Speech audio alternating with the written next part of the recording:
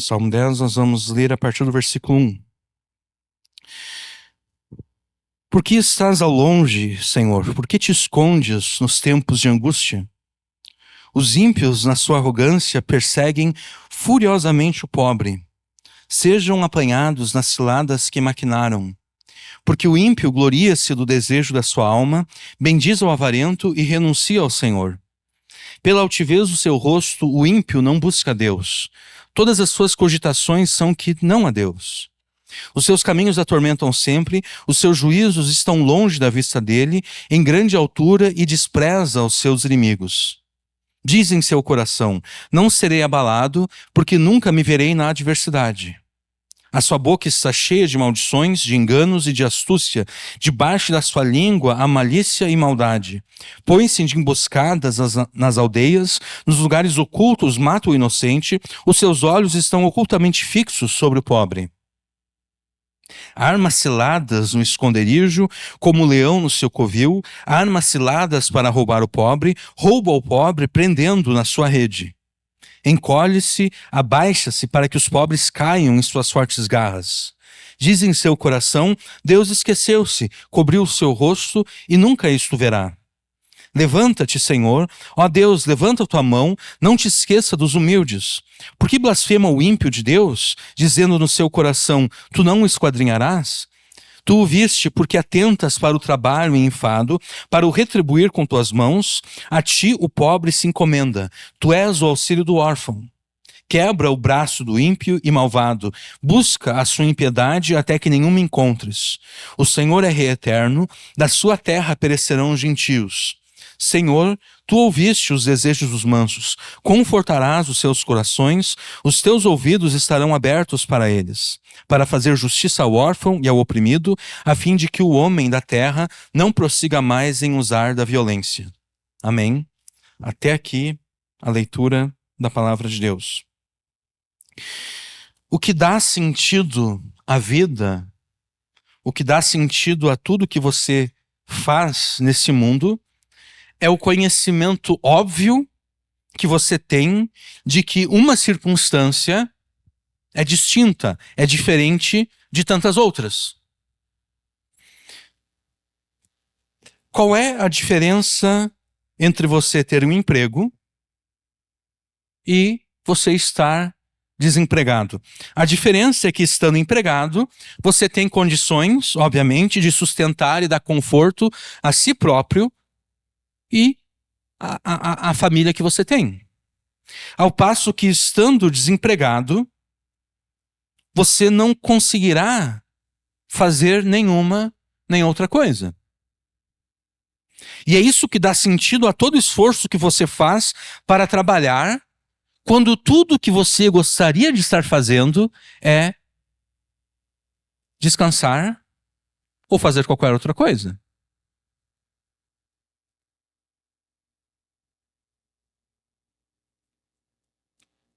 Quando o celular toca de manhã, e tu pensa: como eu queria ficar deitado nessa cama por mais 1 hora ou 2 horas.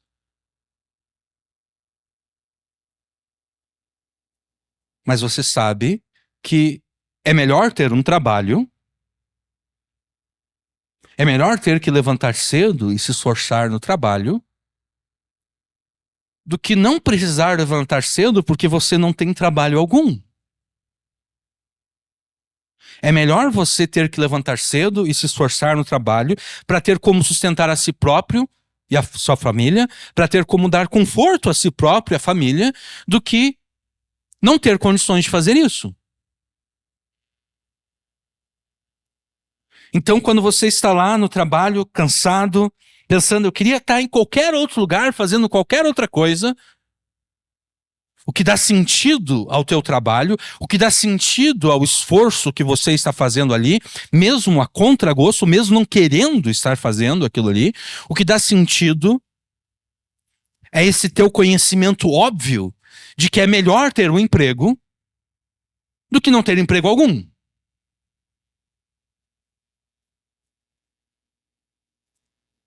Se você chegar ao ponto de não mais conseguir notar a diferença entre ter um emprego ou estar desempregado, você se tornará indiferente e apático. E poucas coisas são mais danosas para qualquer pessoa do que tornar-se indiferente, do que tornar-se apático. Uma indiferença, uma apatia, por exemplo, que resulta de reconhecer que o estado de ter um emprego a ti não te parece melhor do que o estado de não ter um emprego.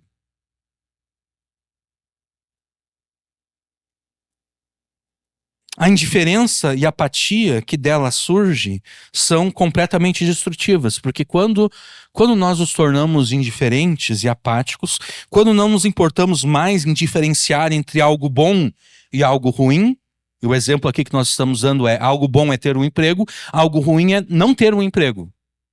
Tá? Então, quando nós nos tornamos indiferentes e apáticos, quando não nos importamos mais em diferenciar entre algo bom e algo ruim, destruímos a nós mesmos e a todos aqueles que estão ao nosso redor, todos aqueles que dependem de nós ou de alguma forma são influenciados por nós.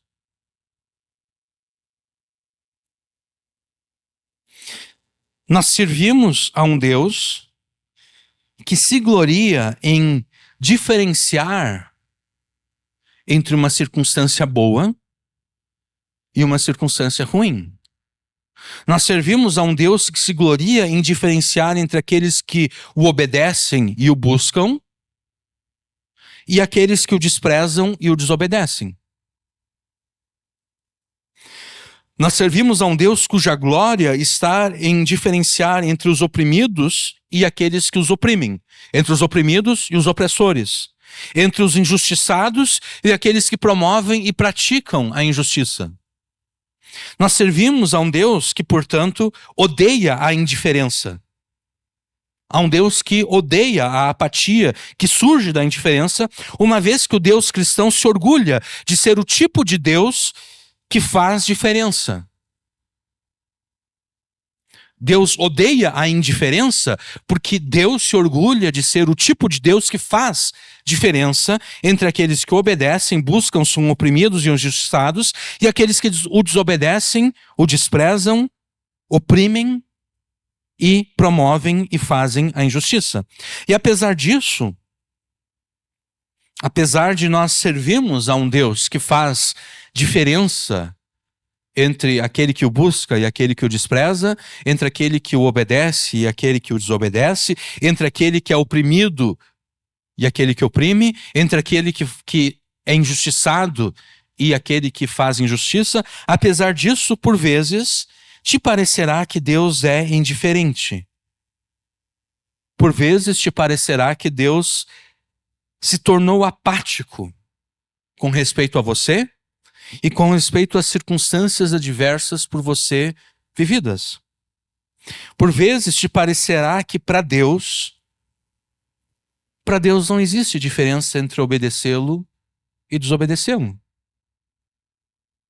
Porque você obedece a Deus e se dá mal, ao passo que outros desobedecem a Deus e se dão bem. Por vezes te parecerá que para Deus não existe diferença entre buscá-lo e desprezá-lo, porque você busca Deus, mas aparentemente não recebe nenhum benefício. Ao passo que outros desprezam a Deus e aparentemente são grandemente beneficiados.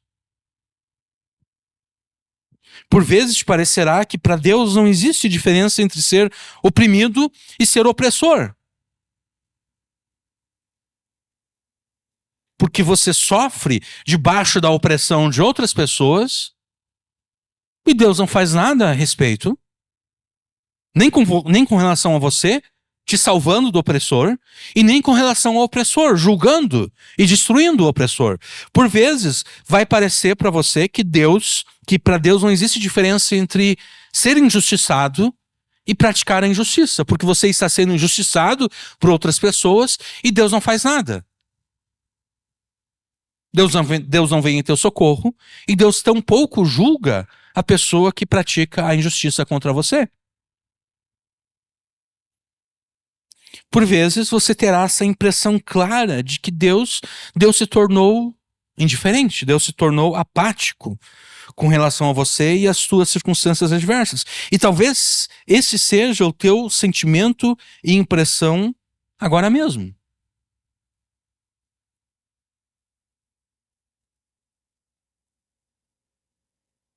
Que para Deus tanto faz como tanto fez.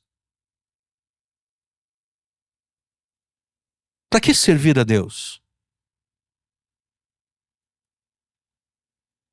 Se eu sirvo a Deus e a minha circunstância é essa, uma circunstância ruim, e outros que não servem a Deus e vivem em circunstâncias melhores do que as minhas.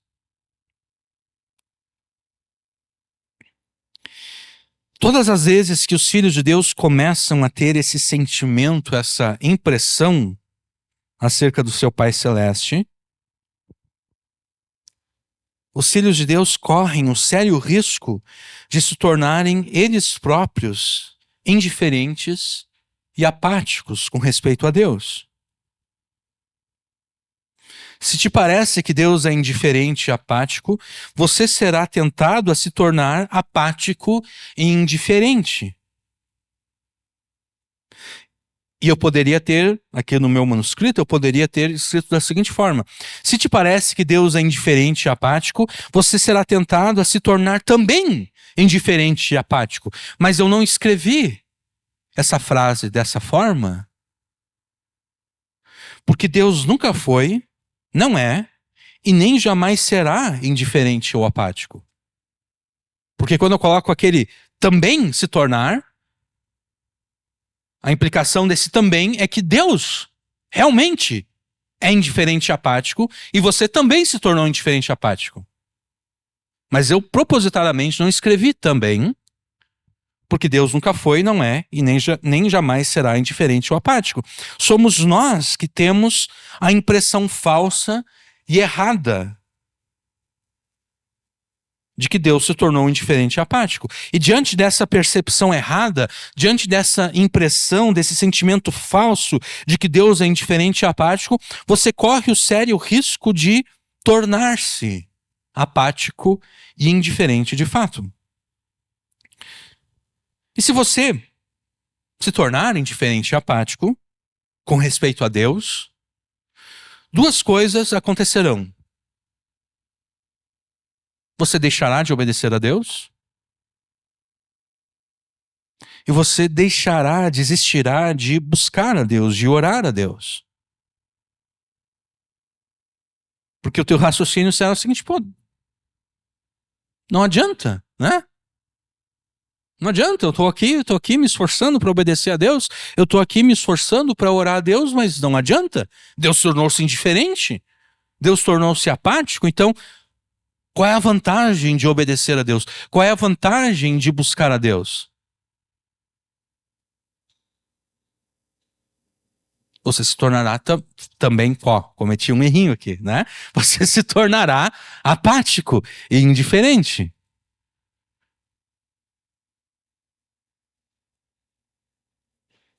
Se não vale a pena obedecer a Deus, porque Deus não faz diferença entre aqueles que obedecem e aqueles que desobedecem, você vai concluir: eu não vou mais obedecer a Deus. Não faz sentido obedecer a Deus, porque Deus não faz diferença entre aqueles que obedecem e aqueles que desobedecem. Não faz sentido mais eu buscar a Deus, eu orar a Deus, porque Deus não faz diferença entre aqueles que oram a Ele, confiando nele, buscando dele a solução para os problemas, e aqueles que, em vez de buscar em Deus a solução dos seus problemas, buscam no pecado a solução desses problemas. Eu não vou mais buscar a Deus, eu não vou mais orar a Deus.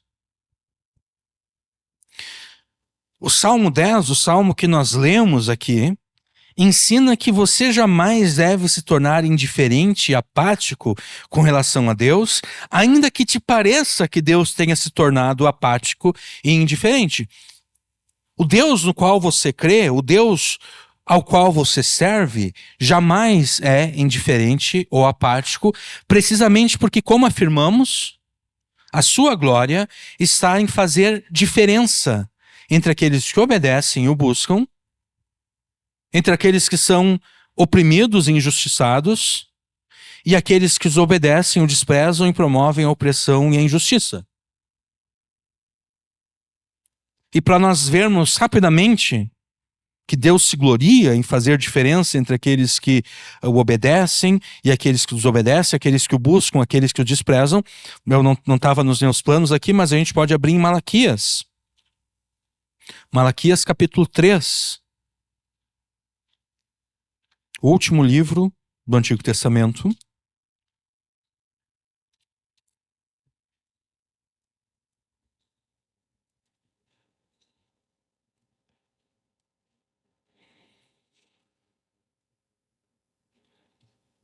Malaquias 3, nós vamos ler a partir do versículo 13.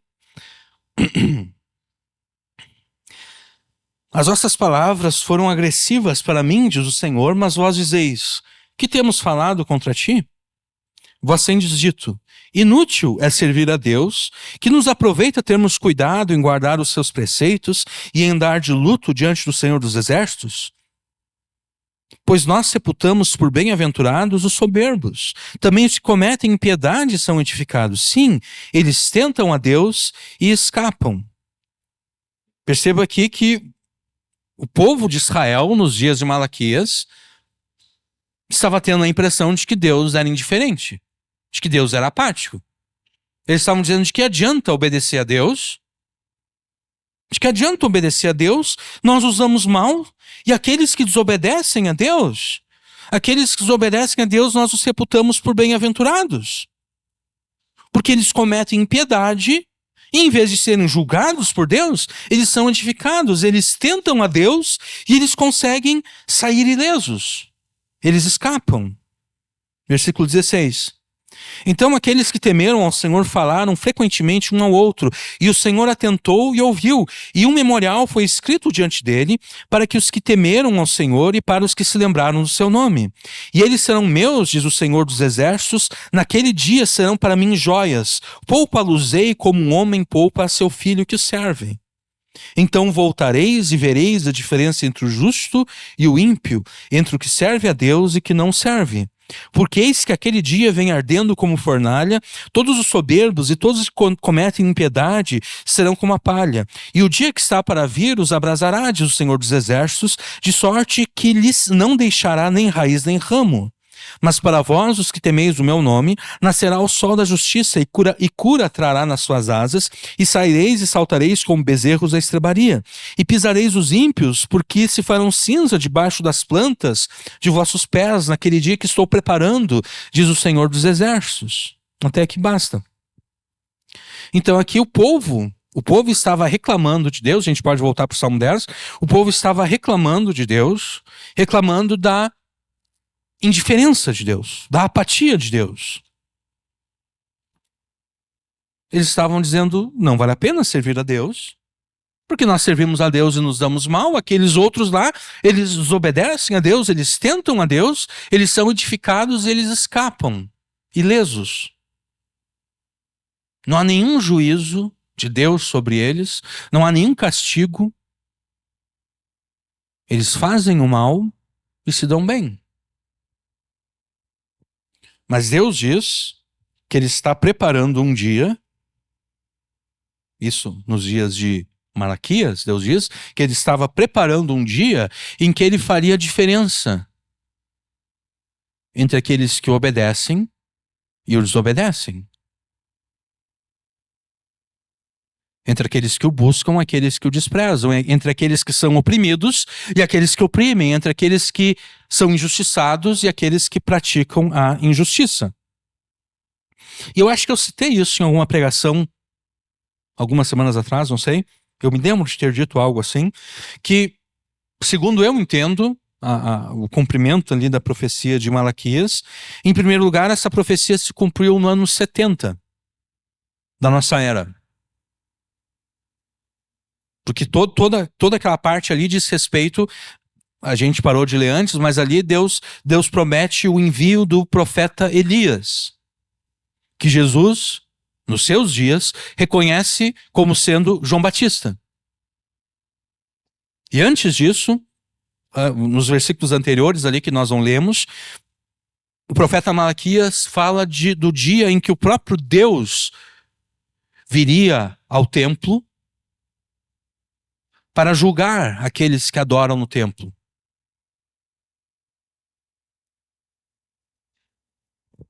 Então, o primeiro cumprimento ali de Malaquias a gente pode entender como sendo a destruição de Jerusalém.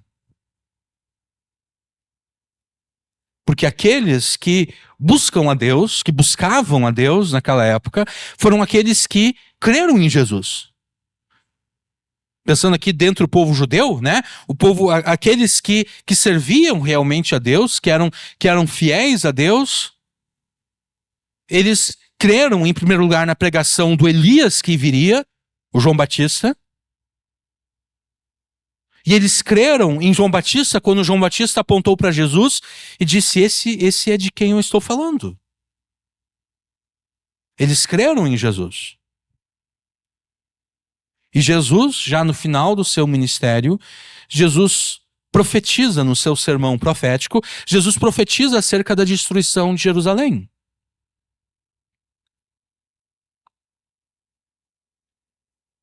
E Jesus diz: olha, quando vocês virem a cidade cercada por exércitos, fujam para os montes. O que aconteceu foi que, ali na década de 60 da nossa era, os judeus em Israel, eles começaram a se revoltar contra o domínio romano. E os romanos se cansaram dessas revoltas, e eles disseram: quer saber, nós vamos enviar uma quantidade de soldados aí e nós vamos destruir tudo mesmo. E eles cercaram Jerusalém. E o general responsável por essas tropas romanas, ele recebeu uma mensagem de que ele deveria deixar Jerusalém e ir para tal lugar. E ele foi. E os judeus cristãos, lembrando-se da profecia de Jesus, aproveitaram essa retirada dos romanos para fugirem da cidade. Porque eles não podiam, antes eles não podiam fugir, né? Porque a cidade estava cercada, não havia como. Mas como o general romano recebeu uma mensagem dizendo para sair daquele lugar e ir para outro lugar, nesse momento os judeus cristãos, aqueles que serviam a Deus, saíram em obediência às palavras de Jesus. Mas os judeus que eram rebeldes a Jesus, que eram rebeldes a Deus, permaneceram na cidade. E eles permaneceram na cidade crendo que Deus miraculosamente interviria a favor do seu povo e o salvaria dos romanos. Mas não foi isso que Deus fez.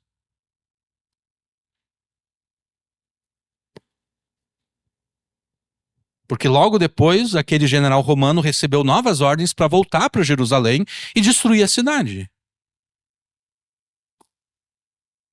Então ali se cumpre a profecia de Malaquias. Ali se cumpre a profecia de João Batista. Aquele que vem depois de mim é mais poderoso do que eu batizo com água. Aquele que vem depois de mim batiza com o Espírito Santo, salvação, e batiza com fogo, destruição, juízo. Ele vai batizar vocês com o Espírito Santo e com fogo. Aqueles que creram na pregação de João Batista e posteriormente em Jesus foram batizados com o Espírito Santo, foram salvos. Aqueles que não creram foram batizados com fogo no ano 70 da nossa era, quando Jesus, enviando as suas tropas romanas, destruiu aqueles que se recusaram, o convite de Deus o Pai, porque essa também é uma parábola que Jesus contou, né? Havia um rei e ele tinha chamado pessoas, o seu povo, para comparecerem às bodas. Mas um deu uma desculpa: olha, eu não posso ir porque eu tenho esse compromisso. O outro disse: eu não posso ir porque eu tenho aquele outro compromisso. E o rei disse: quer saber, eu vou queimar a cidade dessas pessoas, porque eles estão recusando participarem das bodas.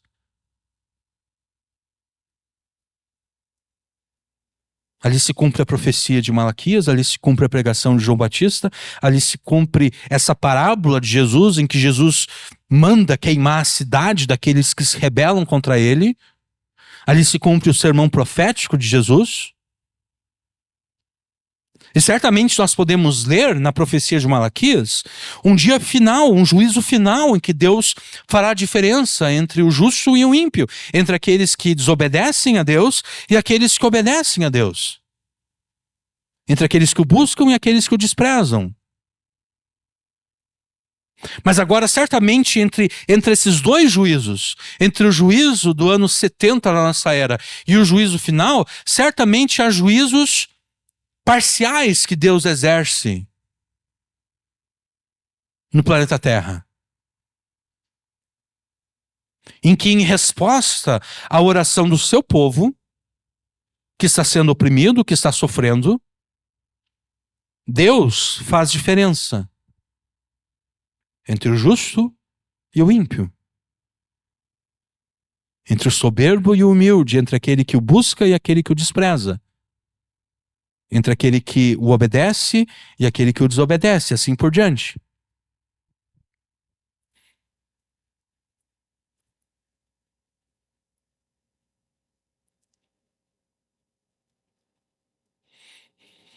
O Deus no qual você crê, o Deus ser tratado no Salmo 10, ensina e de fato ordena que você jamais deve se tornar indiferente e apático com relação a ele, ainda que te pareça que ele tenha se tornado apático e indiferente. Porque o Deus no qual você crê, o Deus ser tratado no Salmo 10, o Deus que se revela na Escritura, jamais é indiferente ou apático, precisamente porque, como nós afirmamos e como acabamos de ler em Malaquias, a sua glória está em fazer diferença entre aqueles que obedecem, o buscam, são oprimidos e injustiçados, e aqueles que desobedecem, o desprezam e promovem a opressão e injustiça. Então, não deixe que a tua falta de paciência, porque na verdade é isso, não deixe que a tua falta de paciência te dê a impressão de que Deus se tornou indiferente e apático. Porque Deus jamais é indiferente e apático. Em vez de ceder diante da indiferença e a apatia que vão te tentar, que vão tentar te seduzir, fazendo com que você se torne desobediente a Deus e fazendo com que você deixe de orar a Deus e buscá-lo, quando te parecer que Deus é indiferente, quando te parecer que Deus se tornou apático, se esforce ainda mais para obedecê-lo e ore com muito mais ousadia. Se nós fôssemos resumir a pregação de hoje, ela seria resumida na seguinte frase: jamais deixe de obedecer e orar a Deus por pensar que ele é indiferente e apático, porque apático e indiferente ele jamais será. Os primeiros 11 versos do Salmo 10 ensinam que você jamais deve deixar de obedecer a Deus por pensar erradamente que ele se tornou indiferente e apático. E qual é a circunstância que normalmente será o gatilho que te fará pensar que Deus é apático, que Deus é indiferente? O verso 1 dá resposta a essa questão. O gatilho que te faz pensar que Deus se tornou indiferente e apático é a ausência e o silêncio de Deus quando nos momentos de angústia você mais precisa dele. Versículo 1. Por que estás ao longe, Senhor? Por que te escondes nos tempos de angústia? O salmista pergunta a Deus: por que o Senhor está longe? Porque o Senhor se esconde quando eu mais preciso do Senhor. Porque o Senhor se esconde nos tempos de angústia. E talvez você já tenha experimentado a ausência de Deus. Talvez você já tenha ouvido, por assim dizer, o silêncio de Deus. Deus é o único que pode te proteger e ajudar, mas onde está Ele? Ele está longe. Ou ao menos te parece que Ele está longe. Parece que Ele se escondeu. Você ora a Ele continuamente, mas parece que não há diferença entre orar e não orar, porque você ora e não há nenhuma resposta.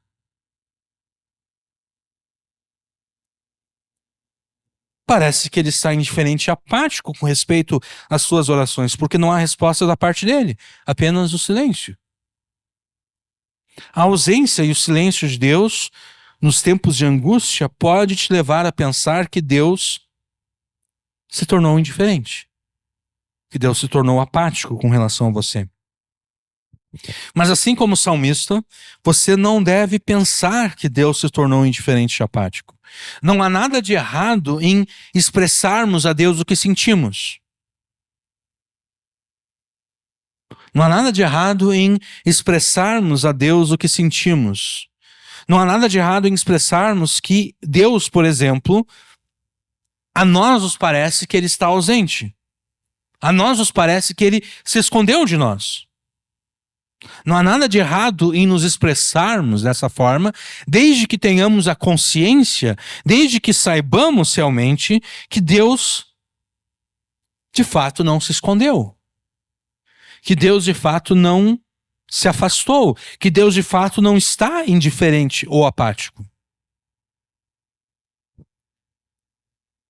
Eu vou repetir isso aqui porque aqui está a diferença entre uma oração ousada e a mera murmuração. Uma oração ousada é aquela que se expressa conforme aquilo que percebe. O Senhor está ausente. Parece que o Senhor está se escondendo. Uma oração ousada é aquela que se expressa nesses termos, sabendo que Deus não está ausente, sabendo que Deus não se escondeu. Agora, a murmuração, ela se expressa da mesma forma. Ela diz: Deus está ausente, Deus se escondeu.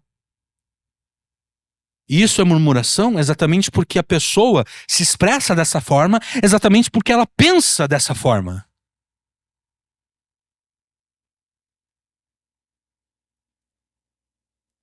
Ela pensa que Deus se escondeu, ela pensa que Deus se afastou, ela pensa que Deus não está nem aí para ela. Então ela murmura, ela reclama. Essa é a diferença entre a murmuração e uma oração ousada a Deus. A oração ousada diz: parece que o Senhor está dormindo aí no céu. Parece que o Senhor se esqueceu de mim. Parece que o Senhor não faz diferença entre o justo e o ímpio. Quando alguém se expressa dessa forma, sabendo que Deus não está dormindo, sabendo que Deus não se esqueceu do seu povo, sabendo que Deus realmente faz diferença entre o justo e o ímpio, essa pessoa está orando a Deus com ousadia, sem incorrer no pecado da murmuração. Agora, quando a pessoa olha para cima e diz: o Senhor está dormindo aí? O Senhor não está nem aí para mim? O Senhor está se escondendo? Quando a pessoa se expressa dessa forma, porque realmente pensa isso é murmuração. Então vou repetir aqui. Não há nada de errado em expressarmos a Deus o que sentimos. Não há nada de errado em expressarmos a Deus que Ele, por exemplo, está ausente e que até mesmo se escondeu de nós quando mais precisamos dele, desde que saibamos que Ele realmente não está ausente e de que Ele realmente não se escondeu de nós quando mais precisamos dele. Jamais devemos pensar que Deus efetivamente seja indiferente ou apático. Assim como o salmista, você deve enumerar para Deus tudo aquilo que te angustia. Porque se o salmista realmente pensasse que Deus estava longe, se o salmista realmente pensasse que Deus estava escondido nos tempos de angústia, ele pararia no versículo 1. Né? Ele não continuaria a sua oração a Deus.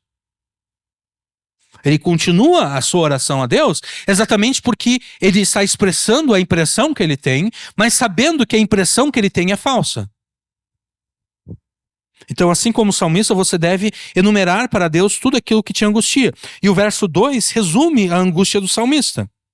Os ímpios, na sua arrogância, perseguem furiosamente o pobre.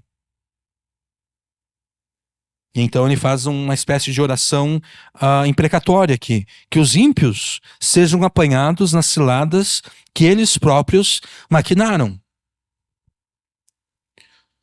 A angústia do salmista é a seguinte: os ímpios se tornaram tão arrogantes nos seus pecados que eles passaram a perseguir com fúria os pobres.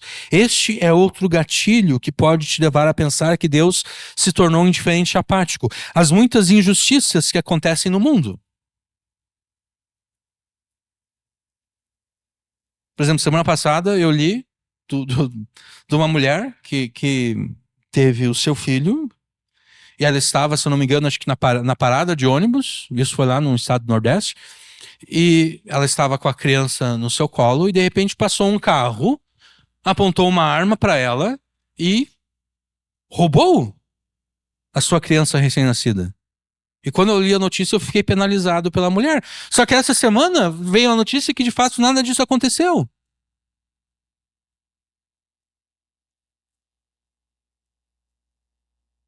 Aparentemente a mulher matou a própria filha. E a gente pensa, onde está Deus nessa história?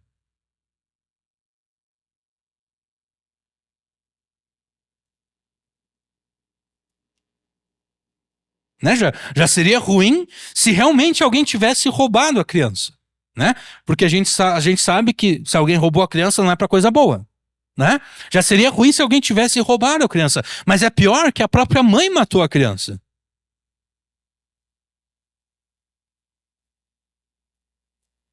Ou então esse ataque que aconteceu numa escola aqui no Rio Grande do Sul, no 1º de abril, onde 3 alunos esfaquearam uma professora.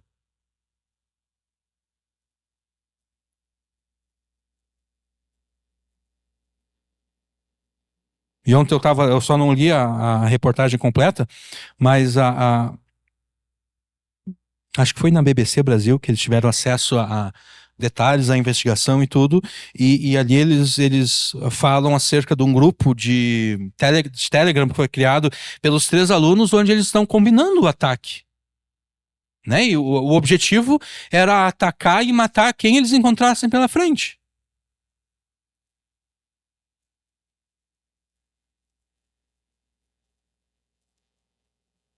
E onde é que está Deus nessa história?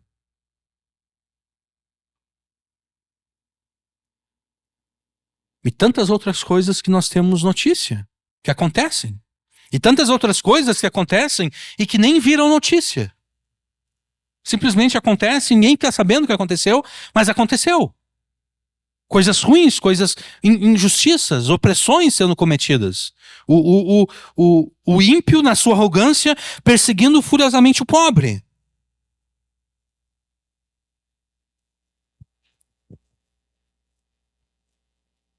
Esse é outro gatilho, então, que pode te levar a pensar que Deus se tornou indiferente e apático. As muitas injustiças que acontecem no mundo e Deus não está nem aí, aparentemente. A combinação desses 2 gatilhos, que é a ausência e o silêncio de Deus nos tempos em que você sofre angústia, e as injustiças que acontecem no mundo, então a combinação desses 2 gatilhos, né?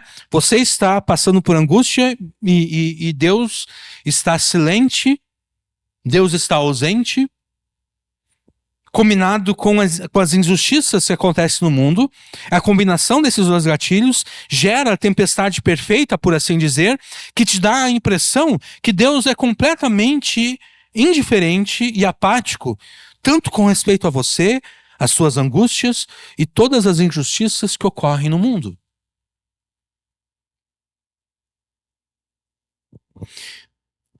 Mais para o final da pregação, nós explicitaremos ao menos duas razões pelas quais Deus age de modo a abrir a possibilidade de nós entendermos Ele como sendo indiferente e apático. Tá? Mais para o final da pregação, nós vamos dar pelo menos duas razões pelas quais Deus assim age. Mas antes disso, é necessário dar atenção às injustiças e violências que os ímpios estavam cometendo contra os pobres, que era o motivo aqui da angústia do salmista. E é importante notar que, apesar da indiferença e apatia de Deus, apesar dessa aparente indiferença e apatia de Deus, o salmista não se mostra nem indiferente e nem apático. E ele se mostra nem indiferente nem apático, precisamente porque ele sabe que Deus não é e jamais será apático ou indiferente. Isso nós percebemos na parte final do versículo 2. Depois de denunciar a violência e a fúria dos ímpios com os pobres, o salmista os amaldiçoa, conforme a justiça de Deus. Ele diz: sejam apanhados nas ciladas que maquinaram. Ele faz aqui uma oração imprecatória, uma oração de maldição, uma oração em que ele roga a maldição de Deus sobre aqueles que fazem o mal. Que sejam apanhados nas ciladas que maquinaram. De Gênesis a Apocalipse, a Escritura nos ensina que ao julgar os ímpios e pecadores, Deus, na sua justiça, sempre faz com que os ímpios e pecadores caiam nas armadilhas que eles armaram para as suas vítimas. Essa é parte da justiça retributiva de Deus contra os ímpios e pecadores. Os ímpios e pecadores armam armadilhas, fazem emboscadas, e Deus faz com que eles próprios caiam na armadilha e na emboscada.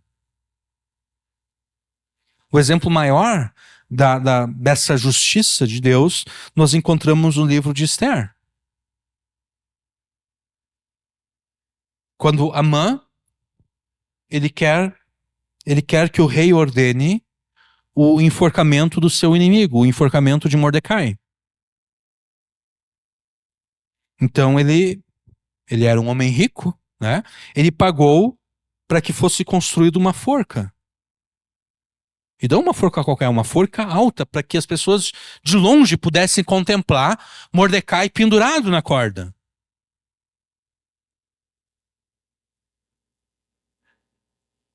E Deus faz com que o próprio Amã morra na forca que ele construiu para Mordecai.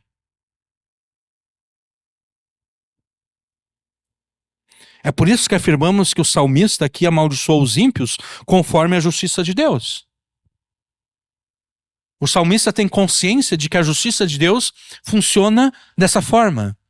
Deus faz com que as armadilhas, as emboscadas dos ímpios, eles próprios caiam nessas armadilhas e emboscadas. Então ele ora, ele amaldiçoa os ímpios, ele ora imprecatoriamente conforme a justiça de Deus.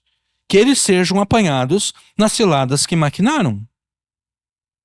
Uma das consequências de nos tornarmos indiferentes e apáticos com respeito a Deus é a desobediência à sua palavra. É por essa razão que nós devemos nos ater aos versículos 13 e 4 aqui, tá? O ímpio gloria-se do desejo da sua alma, bendiz ao avarento e renuncia ao Senhor. Pela altivez do seu rosto, o ímpio não busca Deus, todas as suas cogitações, todos os seus pensamentos são de que não há Deus. O que motiva o ímpio nos seus pecados, que neste salmo aqui incluem a sua fúria e violência contra o pobre, o que motiva os ímpios nos seus pecados é o orgulho que o ímpio tem de que a sua alma realmente deseja e cobiça o pecado. O ímpio gloria-se do desejo da sua alma. Os ímpios e incrédulos não apenas pecam contra Deus e contra o próximo, eles de fato se orgulham dos seus pecados. Eles amam os seus pecados. Eles têm orgulho de serem da forma como eles são. Eles amam o seu jeito de ser.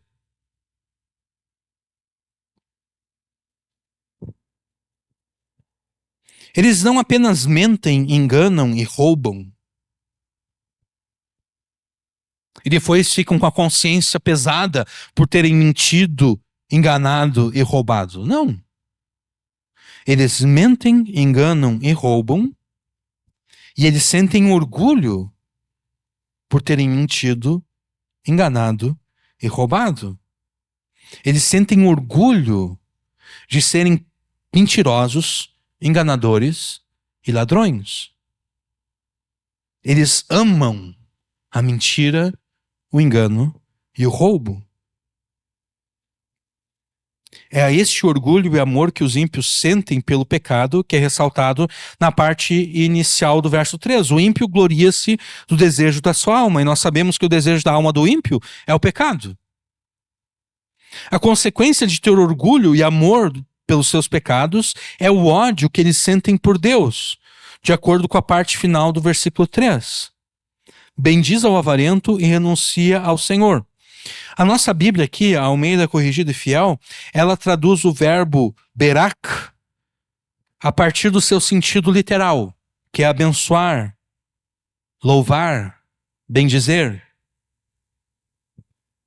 E ele posiciona como, a nossa Bíblia posiciona como objeto desse verbo o substantivo avarento. Por isso que nós lemos aqui, né? Bendiz ao avarento. A partir dessa leitura do texto hebraico, além de sentir orgulho dos seus pecados, dos pecados cobiçados pela sua alma, o ímpio bendiz ao avarento e renuncia ao Senhor. A partir dessa leitura, o ímpio mesmo não é avarento. O ímpio mesmo, ele não tem avareza. O ímpio, ele bendiz aquele que é avarento, mas ele próprio não é avarento. Esse verbo, no entanto, é algumas vezes usado de modo eufêmico. Ele é usado, algumas vezes, como um eufemismo para amaldiçoar, para dizer obscenidades.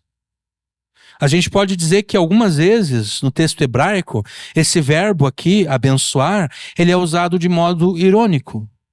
Por exemplo, quando lá no livro de Jó, nós lemos as palavras a mulher de Jó, amaldiçoa a Deus e morre, esse amaldiçoa é esse verbo aqui, berak. Ela literalmente está dizendo abençoa a Deus e morre, mas ela está usando o verbo de modo irônico, de modo eufêmico. Quando ela diz abençoa a Deus e morre, ela de fato está dizendo amaldiçoa a Deus e morre. E é por isso que todas as Bíblias traduzem dessa forma. Amaldiçoa a Deus e morre.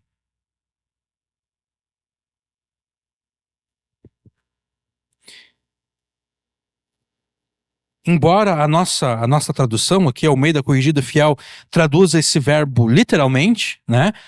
Bendiz ao avarento. Muitas outras traduções entendem esse verbo aqui como tendo um sentido irônico, eufêmico. E essas outras traduções colocam o substantivo avarento aqui, o avarento, não como objeto do verbo, mas como o sujeito do verbo. Por isso que na Nova Almeida Atualizada, por exemplo, nós lemos: o perverso se gloria da sua própria cobiça, o avarento maldiz o Senhor e blasfema contra ele. Essa leitura do texto hebraico nos leva à conclusão de que o ímpio, que se gloria na sua própria cobiça, é o mesmo avarento que amaldiçoa o Senhor. E eu acho que essa interpretação do texto faz sentido, porque se o ímpio não fosse avarento, por que ele perseguiria com fúria o pobre? Porque o objetivo pelo qual ele persegue com fúria o pobre é exatamente para roubar do pobre os seus bens. Por que ele roubaria do pobre os seus bens se ele não é avarento?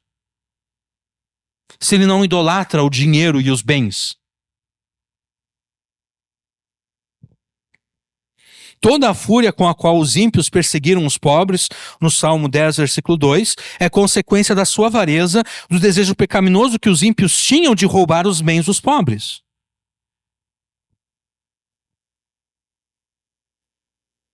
Já o verbo traduzido aqui como renuncia, ele além de renunciar, ele tem o sentido de descartar, rejeitar, desprezar, renunciar, blasfemar, insultar. O ímpio, por se orgulhar dos seus pecados e amá-los apaixonadamente, necessariamente amaldiçoa a Deus. A avareza do ímpio, pela qual ele persegue com fúria os pobres, leva ele a amaldiçoar a Deus e a renunciar a Deus, a desprezar a Deus, a insultar, a blasfemar de Deus. E quando nós chegamos no versículo 4, nós percebemos que, de fato, a audácia dos ímpios vai além da maldição que eles proclamam contra Deus e da blasfêmia pela qual eles renunciam a Deus. Versículo 4: pela altivez do seu rosto, o ímpio não busca a Deus. Todas as suas cogitações são de que não há Deus. Por causa da prepotência que brota do orgulho e amor que sente pelos seus pecados, em vez de buscar a Deus, o ímpio vive neste mundo como um ateu. Ele vive neste mundo como se não existisse. Todas as suas cogitações são de que não há Deus. E isso é pior do que o versículo 3. Porque se a pessoa se limitasse a dizer... se a pessoa se limitasse a amaldiçoar a Deus, essa pessoa que amaldiçoa a Deus, ao menos ela reconhece que Deus existe, né? Porque não faz sentido amaldiçoar alguém que não existe. Não faz sentido blasfemar alguém que não existe. Não faz sentido rejeitar alguém que não existe.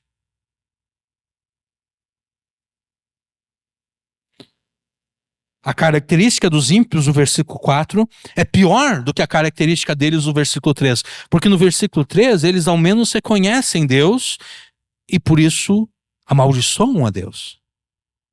Pior do que amaldiçoar a Deus é dizer que Deus não existe. Pior do que blasfemar de Deus é viver como se Deus não existe, como se Deus não fosse julgá-lo pelos seus pecados. O ímpio vive neste mundo como ateu, como se Deus não existisse. E existem dois tipos de ateísmo. Existe o ateísmo filosófico, e o ateísmo prático. O ateu filosófico é aquela pessoa que não crê na existência de Deus e, além de não crer na existência de Deus, ele é um ativista. Ele não se contenta em não crer na existência de Deus. Ele quer convencer outras pessoas de que Deus não existe. Então ele vai ridicularizar todos aqueles que são religiosos. Ele vai fazer vídeos no YouTube ridicularizando, ele vai debater com pessoas religiosas, tentando desacreditá-las, tentando provar que Deus não existe. Esse é o ateu filosófico, tá? Já o ateu prático é aquele que até crê na existência da divindade, mas ele vive como se Deus não existisse. Desses dois tipos de ateísmo, o mais perigoso e mortal, os dois são perigosos e mortais, mas o mais perigoso e mortal não é o ateísmo filosófico, é o ateísmo prático. E a razão disso é a seguinte: embora o ateísmo filosófico seja militante na sua tentativa de desacreditar os que creem na existência de Deus, o ateísmo prático se mascara de religiosidade. Ele se mascara de conservadorismo, como nós vemos no Brasil. Muitos brasileiros que se querem conservadores e religiosos se gabam que no Brasil a maioria da população é conservadora e religiosa. Né? Afinal de contas, o Brasil é o maior país católico do mundo.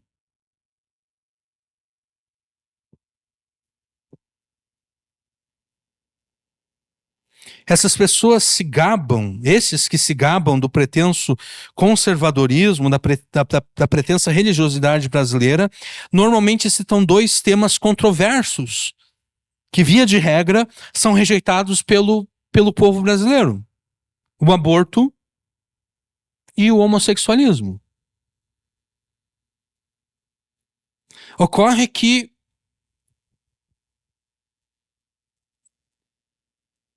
o mesmo povo comum, o mesmo povo que condena um aborto,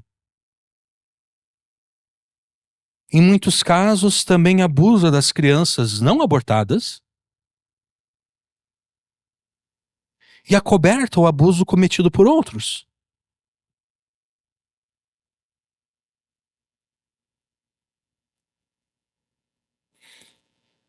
O povo brasileiro rejeita o homossexualismo, mas rejeita o homossexualismo não porque acredita que o sexo deve ser praticado dentro dos parâmetros estabelecidos por Deus. Não. O povo brasileiro rejeita o homossexualismo por puro preconceito. É por isso que esses mesmos que rejeitam o homossexualismo se prostituem, adulteram, fornicam. Não é porque eles creem que Deus tem o direito de determinar que o sexo tem que ser entre homem e mulher. Não, eles não creem nisso. Eles até nasceram na Igreja Católica, nasceram católicos romanos, foram batizados na Igreja Católica.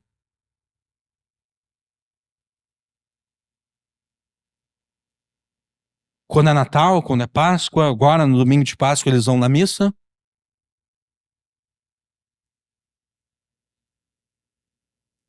Quando alguém casa, eles vão lá, junto na Igreja Católica, participam do casamento. Mas eles não rejeitam o homossexualismo porque eles creem que Deus condena o homossexualismo. Não, eles rejeitam o homossexualismo porque eles são preconceituosos. Porque se eles crescem que Deus realmente condena o homossexualismo, eles também entenderiam que Deus condena o adultério. E eles não adulterariam, então. Eles também entenderiam que Deus condena a prostituição, e eles então não se prostituiriam. Eles também entenderiam que Deus condena a fornicação, e então eles não fornicariam.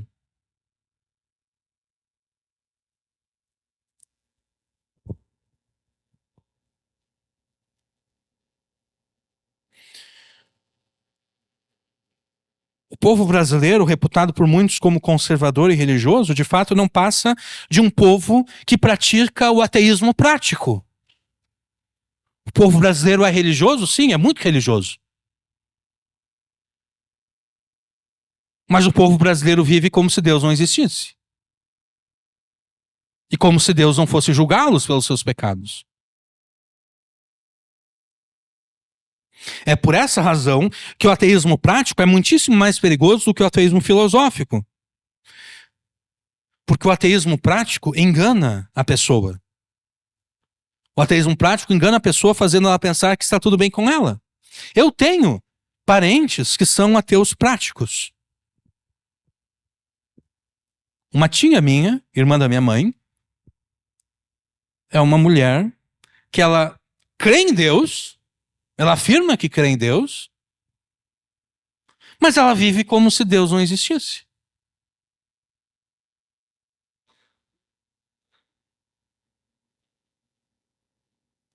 Ela afirma que crê em Deus, mas ela vive como se Deus não existisse. Ela vive como se Deus não haveria de julgá-la pelos seus pecados. E você certamente conhece pessoas exatamente assim. Pessoas que afirmam crer em Deus. Pessoas que, de repente, não apenas afirmam crer em Deus, mas realmente são pessoas religiosas. Elas vão na missa uma vez ou outra, ou então elas frequentam uma igreja evangélica uma vez ou outra,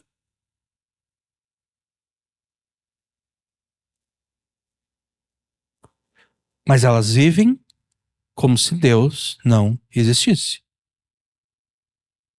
Elas vivem como se Deus não fosse julgá-las.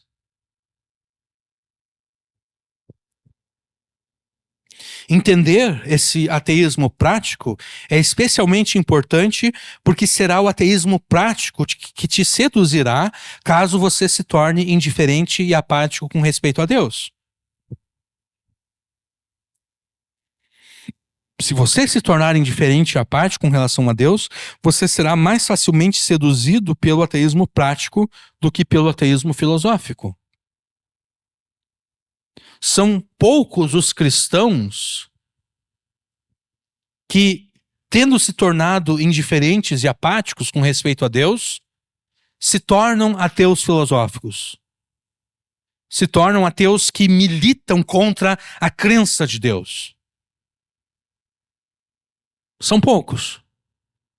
A maioria dos cristãos que se tornam indiferentes e apáticos com respeito a Deus, eles se tornam ateus práticos. Eles continuam afirmando a existência de Deus, mas vivem como se Deus não existisse. Então é por isso que é importante, especialmente importante, que nós entendamos o ateísmo prático. Nós já observamos dois gatilhos que podem te levar a se tornar indiferente e apático com relação a Deus: a ausência e o silêncio de Deus nos tempos de angústia e as injustiças cometidas no mundo. Se você realmente se deixar convencer de que Deus é indiferente e apático, você será grandemente tentado a viver como se Deus não existisse, mesmo que ainda você o confesse com os seus lábios. Você certamente está pensando que isso jamais poderia acontecer. Não, é impossível isso acontecer. Mas é necessário dizer que não somente pode acontecer, como de fato acontece todos os dias e a todos os momentos. Ou o que você acha de todos aqueles a quem chamamos de desviados, né? Quem são os desviados? Os desviados são aqueles que, tendo um dia professado fé em Jesus, tendo um dia frequentado uma igreja, de repente até mesmo se tornado membro de uma igreja, tendo um dia se batizado, essa pessoa abandona a fé, abandona Jesus, deixa de congregar. A grande maioria dos desviados continua crendo na existência de Deus. Eles não se tornaram ateus filosóficos. A grande maioria não se torna ateu filosófico. A grande maioria não é convencido pelo argumento que diz Deus não existe. Não, eles continuam crendo na existência de Deus. Eles só vivem como se Deus não existisse. A falsa impressão que tiveram de que Deus era indiferente e apático com respeito a eles e às suas circunstâncias é o que os levou a se tornarem apáticos e indiferentes. Uma das razões pelas quais as pessoas, entre aspas, se desviam é exatamente isso. Claro que existem outras razões, mas uma das razões é exatamente isso. Eles tiveram a impressão de que Deus se tornou indiferente e apático. Eles estavam enfrentando alguma circunstância difícil, alguma circunstância angustiosa, e eles estavam orando a Deus, eles oraram a Deus, mas aparentemente, como diz aqui no versículo 1, né? Aparentemente Deus estava longe. Aparentemente Deus se escondeu nos tempos de angústia. Deus não respondeu às suas orações, Deus não os ajudou, Deus não os salvou, Deus não os libertou daquelas circunstâncias difíceis e angustiosas. E eles chegaram à conclusão, bom, Deus se tornou indiferente, Deus se tornou apático, então, se Deus se tornou indiferente e apático, eu também vou me tornar indiferente e apático.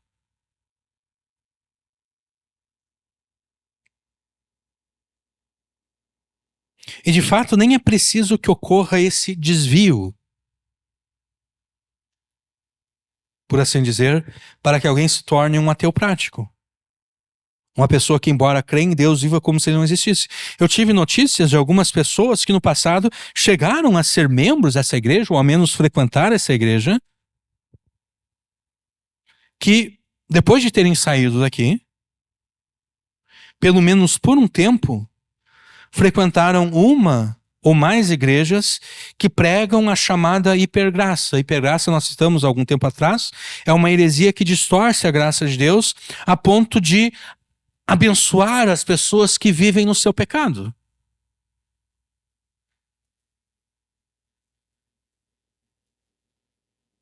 A hipergraça distorce a graça de Deus a ponto de dizer o seguinte: não, nós somos salvos pela graça, irmão. Não pelas obras da lei.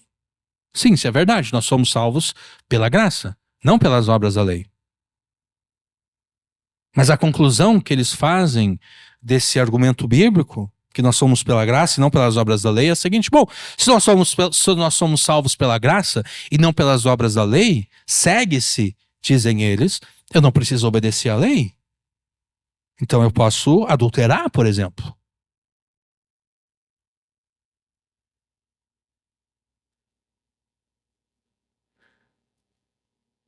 Eu posso fornicar, eu posso me prostituir, eu posso cometer qualquer outro pecado que a lei de Deus proíbe, porque eu sou salvo pela graça e não pelas obras. Eles vão dizer: nós não estamos debaixo da lei, nós estamos debaixo da graça. Então, eu tive conhecimento de que algumas pessoas que por algum tempo foram membros ou frequentaram essa igreja, frequentaram, pelo menos por algum tempo, outras igrejas que ensinavam isso, que abençoavam as pessoas nos seus pecados.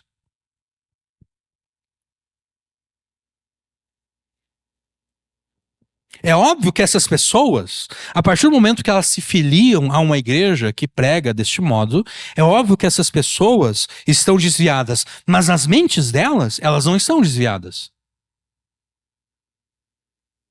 Segundo elas entendem, elas não estão desviadas. Segundo elas entendem, elas estão servindo a Deus, servindo a Jesus. E a prova de que elas estão desviadas é que, na prática, elas vivem como se Deus não existisse. Como se Deus não fosse julgá-las pelos seus pecados. Isso quer dizer que é possível você se afastar de Jesus e se desviar dele, mantendo as aparências de que tudo está bem com a tua vida.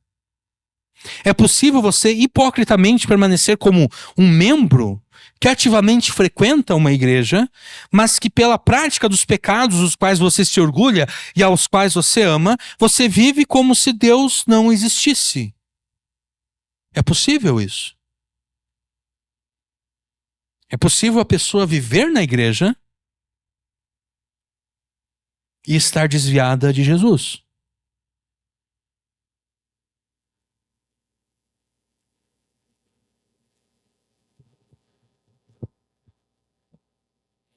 É por isso que é importante entender o ateísmo prático. Porque qualquer um de nós, se deixando convencer que Deus se tornou indiferente, que Deus se tornou apático, nós podemos fazer exatamente isso. Nós de repente raciocinamos: eu não quero me afastar da igreja porque lá tem muitas pessoas amigas, muitas pessoas que eu gosto de conviver. Então eu vou continuar indo na igreja, mas eu vou fingir para elas que tudo está bem. Mas na prática eu vou viver como se Deus não existisse. E como se Deus não fosse me julgar pelos meus pecados. Não seja seduzido pelo ateísmo prático. Não pensa que Deus não irá te julgar por todos os pecados que com orgulho e amor você comete. Continue buscando refúgio e salvação em Jesus, crendo nele como teu Salvador e obedecendo-o como teu Senhor. Ainda que te pareça que Deus tenha se tornado indiferente a você e apático com relação às suas angústias, não se deixe levar pelas aparências. Seja guiado pela verdade da palavra de Deus. Não te torne indiferente e apático, não te faça semelhante aos ímpios, que amam os seus pecados e odeiam a Deus. Versículo 5. Os seus caminhos, o caminho do ímpio, né? O caminho do ímpio que lá no versículo 3, desculpe, o caminho do ímpio que no versículo 2 persegue com fúria o pobre. O caminho do ímpio que no versículo 3 gloria-se do desejo do seu pecado e, por ser avarento, amaldiçoa a Deus e renuncia ao Senhor. O caminho do ímpio que no versículo 4, pela altivez do seu rosto, não busca a Deus e todas as suas cogitações são de não a Deus, os seus caminhos atormentam sempre. Os teus juízos, os juízos de Deus, estão longe da vista do ímpio e em grande altura, estão além do ímpio. O ímpio não consegue compreender os juízos de Deus e o ímpio despreza a todos os seus inimigos. Não te torne indiferente e apático, porque se você se tornar indiferente e apático, você se tornará semelhante ao ímpio. Ao ímpio que ama os seus pecados e odeia Deus. E o que vai acontecer com você é o que acontece com todos os ímpios. Ainda que eles prosperem por um tempo, eles não entendem os juízos de Deus. O juízo de Deus está muito acima deles. Está muito além deles. Eles não entendem o juízo de Deus, juízo pelo qual Deus fará com que o mal por eles praticados se volte contra eles próprios. Quero chamar a atenção de vocês aqui para o finalzinho do versículo 5. Né? O ímpio despreza aos seus inimigos. Por causa do seu orgulho, o ímpio despreza os inimigos, ou o ímpio despreza os inimigos que fez ao longo da vida. Inimigos esses que de repente vão tentar se vingar do ímpio. O ímpio, ele é tão prepotente, tão orgulhoso, que ele não cogita a possibilidade de que algumas pessoas que eles passaram para trás, de repente vão tentar se vingar. E Deus, muitas vezes, usa a vingança dessas pessoas que foram trapaceadas pelo ímpio. Deus usa essa vingança para, através dela, julgar o ímpio. É claro que aqueles que realmente creem em Deus e demonstram a validade e veracidade da sua fé mediante a sua obediência a Deus, não se vingarão a si próprios. Mas certamente há aqueles que foram prejudicados pelos ímpios, que também são ímpios. Esses de repente vão tentar se vingar do ímpio que os prejudicou. E Deus certamente usará essa vingança contra o ímpio que prejudicou aqueles que agora querem se vingar dele.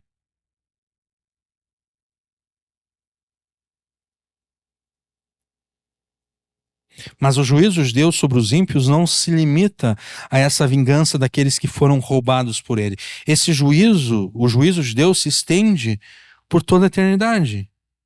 E é esse juízo que os ímpios não compreendem, precisamente porque está muito acima da sua vista e da sua compreensão. Os ímpios se confortam e se consolam com palavras falsas e vazias. Versículo 6. O ímpio diz em seu coração: não serei abalado, porque nunca me verei na adversidade.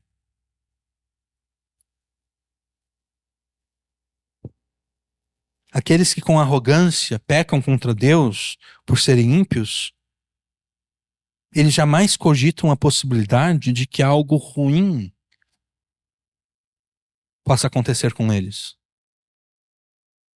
Eles se confortam e se consolam com palavras falsas, dizendo que jamais serão abalados, nem verão nenhum tipo de adversidade. E por estarem bem seguros de si, os ímpios usam as suas palavras para enganar os pobres, criando ciladas e armadilhas para, sem nenhuma compaixão, matar e roubar os pobres. Versículos 7, 8, 9 e 10. A sua boca, a boca do ímpio, está cheia de maldições, de enganos e de astúcia. Debaixo da sua língua há malícia e maldade. Põe-se de emboscada nas aldeias, nos lugares ocultos mata o inocente, os seus olhos estão ocultamente fixos sobre o pobre. Arma ciladas no esconderijo, como o leão no seu covil. Arma ciladas para roubar o pobre, rouba o pobre, prendendo na sua rede. Encolhe-se e abaixa-se para que os pobres caiam em suas fortes garras. Sabe aquela brincadeira que às vezes as crianças fazem?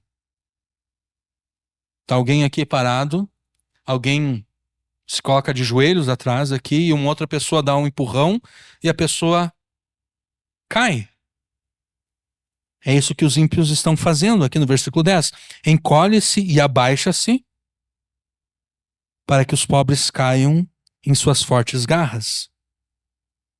Por estarem bem seguros de si, os ímpios usam as suas palavras para enganar os pobres, criando ciladas e armadilhas para, sem nenhuma compaixão, matá-los e roubá-los. E enquanto matam o pobre para roubar os seus bens, eles dizem para si mesmos: Deus é indiferente e apático com respeito a tudo que fazemos. Versículo 11. O ímpio diz em seu coração: Deus esqueceu-se. Deus cobriu o seu rosto e nunca isso verá. Deus é indiferente. Eu estou cometendo crimes e pecados contra os pobres e até agora Deus não me julgou. Deus não me julgou porque ele se tornou indiferente e apático. Deus esqueceu-se, Deus cobriu o seu rosto e nunca isso verá. Eles afirmam que Deus não se importa e nem quer saber dos roubos e mortes por eles cometidos. E aparentemente eles estavam corretos. Aparentemente eles estavam corretos, porque eles estavam fazendo tudo isso. E enquanto eles cometiam todos esses roubos e mortes, Deus parecia estar longe. Deus parecia estar escondido, sem se importar com nada, conforme as palavras de abertura desse salmo no versículo 1. Por que, Senhor, te conservas longe? Por que te escondes nas horas da angústia? Aparentemente os ímpios estão corretos aqui. Deus esqueceu-se, Deus cobriu o seu rosto e nunca isso verá.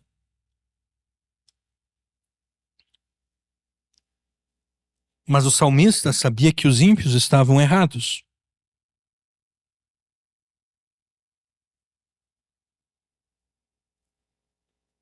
O salmista sabia que os ímpios estavam errados. O salmista sabia que era falso que Deus esqueceu-se. Era falso que Deus cobriu o seu rosto, que Deus nunca isso verá. Era falso que Deus se tornou indiferente e apático. E a prova de que o salmista sabia disso é porque ele está orando a Deus. Ele está orando a Deus para que Deus salve os oprimidos e os pobres das mãos dos ímpios. Se ele realmente pensasse que Deus era indiferente e apático, que Deus não estava se importando com nada, que Deus esqueceu-se, que Deus cobriu o seu rosto e nunca não estava se importando em tomar conhecimento de nada, se ele realmente pensasse isso, ele não oraria a Deus. Para que orar a Deus, né? Ele não oraria, mas ele está orando.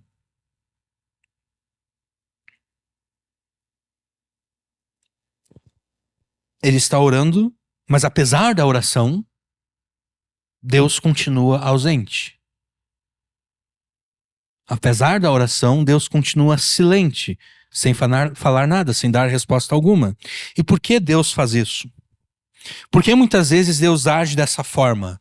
Por que muitas vezes Deus age dessa forma, dando a impressão de que ele se tornou indiferente e apático com respeito ao sofrimento do seu povo?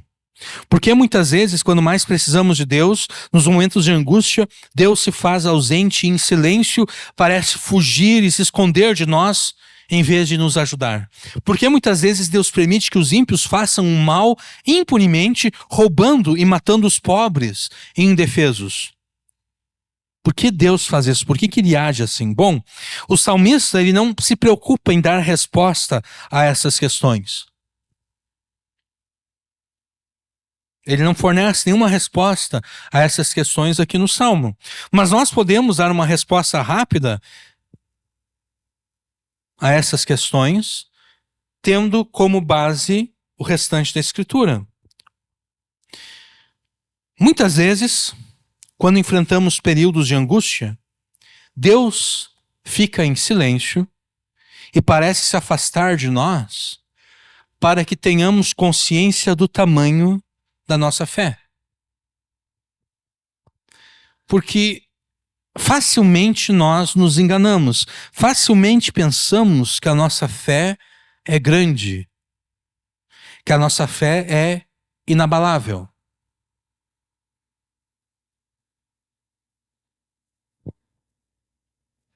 Mas é nos momentos de angústia em que oramos e Deus permanece em silêncio, como se ele estivesse se escondendo de nós.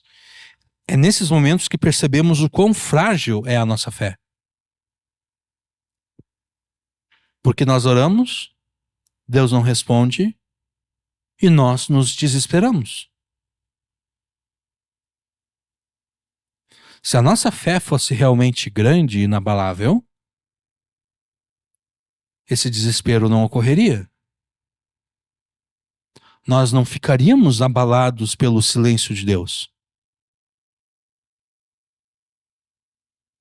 Nós não começaríamos a pensar, será que Deus realmente se importa comigo? Porque eu estou orando e Ele não responde.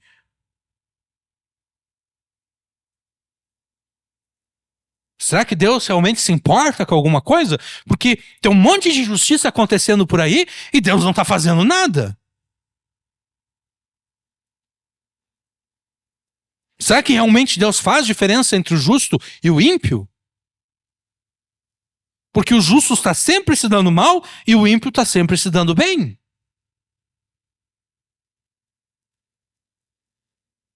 Se a nossa fé fosse realmente grande e inabalável, não haveria esse desespero, não haveria esse questionamento, e nós não começaríamos a pensar que Deus se tornou indiferente e apático.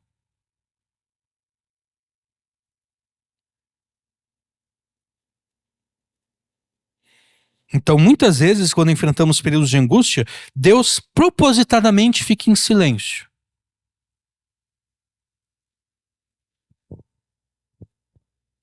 Mais ou menos como um pai, uma mãe. Acho que isso, um pai, a mãe acho que ela seria, como é que eu posso dizer? Frágil demais. A mãe seria frágil demais para deixar isso acontecer.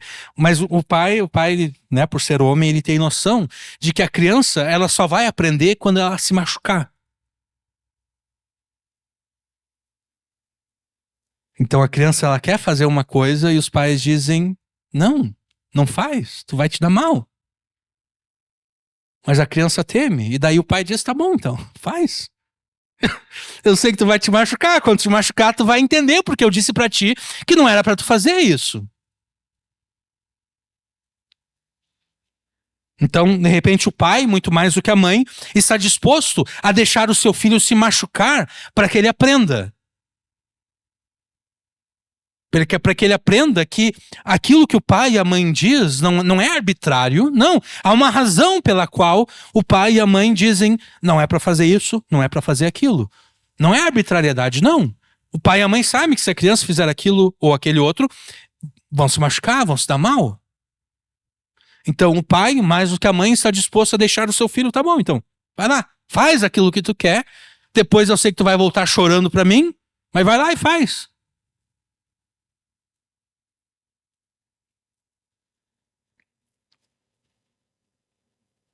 Então, da mesma forma como um pai muitas vezes vai estar disposto a deixar o seu filho se machucar para que ele aprenda de uma vez por todas por que ele não deve fazer aquilo, Deus fica em silêncio e parece se afastar de nós para que nós tenhamos consciência de que a fé que temos não é tão grande assim e não é nem um pouquinho inabalável.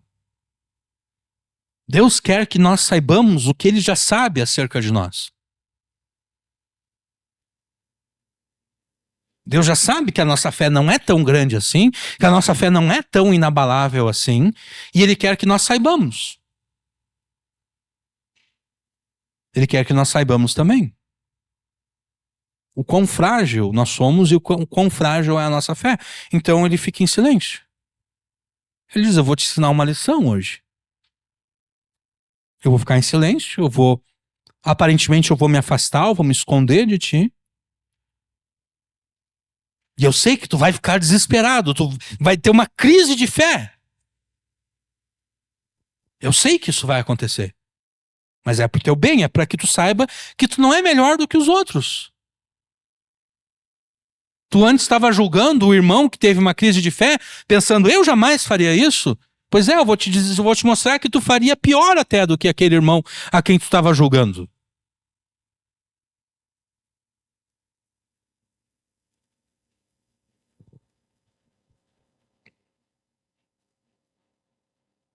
Deus quer fortalecer a nossa fé nele, e é por isso mesmo que de tempos em tempos ele aparentemente se afasta de nós quando mais precisamos dele, para que de fato aprendamos a viver pela fé, e não por aquilo que vemos, não por aquilo que sentimos. Porque quando domingo foi dito de que a fé não é um sentimento, é exatamente isso que Deus quer nos ensinar. Porque aquilo que nós chamamos de fé, muitas vezes é mero sentimento. É mera emoção.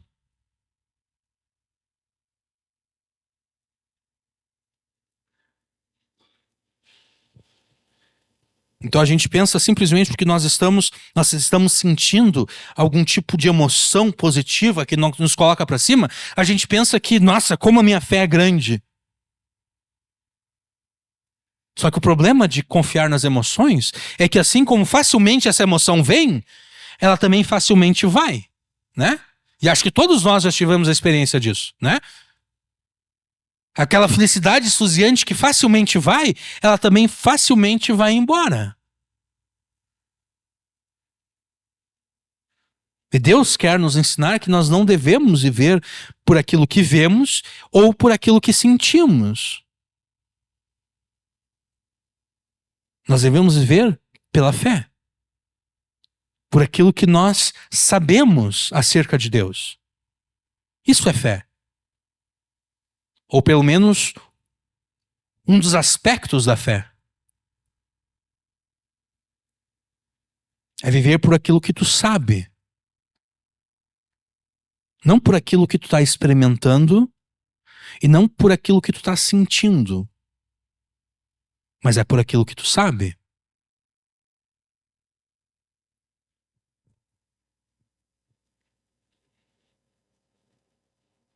Deus quer que aprendamos a ser perseverantes na oração. E é com o objetivo de nos ensinar a perseverança na oração que, por vezes, Deus ficará em silêncio e não nos dará resposta alguma, dando a impressão de estar indiferente a nós, de estar apático com respeito às nossas circunstâncias adversas. Porque você não precisa de perseverança quando tudo está bem, né? Quando tudo está bem, você simplesmente se deixa levar por aquilo que está bem. Você precisa de perseverança, de fato, quando tudo está mal. Quando tudo se torna difícil. Da mesma forma, você não precisa de perseverança quando você ora e Deus faz imediatamente aquilo que você pediu. Você ora e Deus responde. Você ora e Deus responde. É errado que isso aconteça? Obviamente não é errado, porque se fosse errado, Deus não responderia, né? Então, não é errado. A pessoa ora, acontece, Deus, naquele momento, quer agir dessa forma. Mas isso não é perseverar em oração. Perseverar em oração é como aquelas duas parábolas que Jesus contou no Evangelho de Lucas. Numa delas, o homem, tem um homem lá, ele recebeu uma visita inesperada e ele não tinha comida para oferecer para a visita. Ele foi até a casa do seu vizinho isso já de noite, e ele bateu na porta. O cara gritou lá de dentro, perguntando o que que era. Ele disse, olha, eu preciso... Tu pode me emprestar aí um pouquinho de pão? Porque chegou uma visita para mim aqui em casa e eu não tenho nada que oferecer. E naquela época, as casas, elas não tinham assoalho como nós temos hoje. Né? Tinha casa ali, tudo, mas o chão era de terra batida. E, obviamente, a pessoa, quando ela se deitava, ela não queria ter que levantar de novo, porque se ela levantasse de novo, ela ia sujar os seus pés na terra, e antes de deitar, ela teria que lavar novamente seus pés. E quem é que quer a todo momento estar lavando os seus pés, né? Então, a pessoa, quando ela se deitava, ela antes de deitar, ela pensava, eu vou fazer tudo o que eu preciso fazer, para que quando eu me deitar, eu só precise me levantar de manhã.